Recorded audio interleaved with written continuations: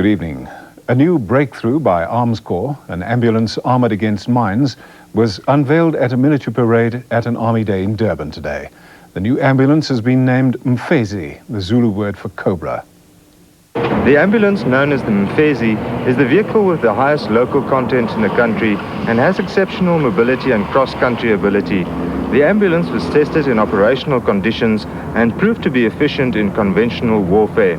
During a parade at the Kingsmead Stadium, General Malan presented two members of the medical service with South Africa's highest award for bravery. The recipient of the Honoris Crux Silver, Corporal Anton Louis Roux, lost his leg in a firefight and despite his own injuries, tended to his wounded fellow soldiers before treating his own wounds. The recipient of the other Honoris Crux Award, Corporal Frederik Johannes Steinberg, left the safety of his vehicle while under enemy fire to save the life of a wounded tracker.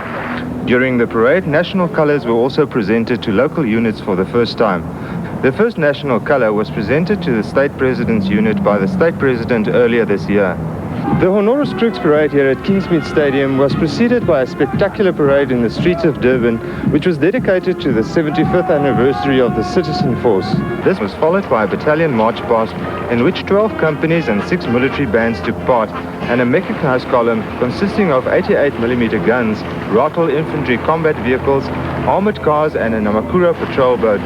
For the first time, Cheetah fighter planes also took part in a flight past. During the Defence Force festivities this morning, the crew of an Air Force helicopter had a narrow escape when they had to make an emergency landing in a cane field near Durban. Kelly Long reports. An Air Force spokesman said the helicopter appeared to develop technical problems while it was flying at a height of 3,000 meters after dropping 6 parachutists over the Kingsmead Stadium.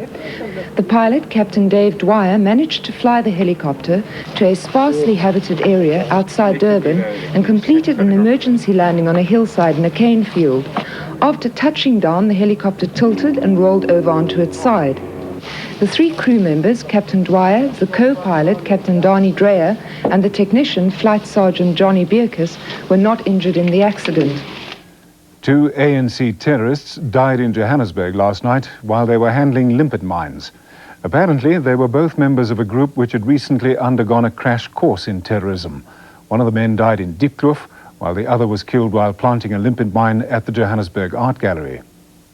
The bomb exploded exactly a year after the biggest car bomb yet exploded at the Wits Command in Court Street, about 100 meters from last night's bomb blast. It was the second bomb blast in the PWB area yesterday and coincided with the anniversary of the founding of the South African Communist Party. Guards at the gallery were alerted by a silent alarm but could not find anyone. On their return to the control room, the area was rocked by an explosion. The area was immediately cordoned off as police searched the area. The director of the gallery, Mr. Christopher Till, said damage was minimal. The artworks,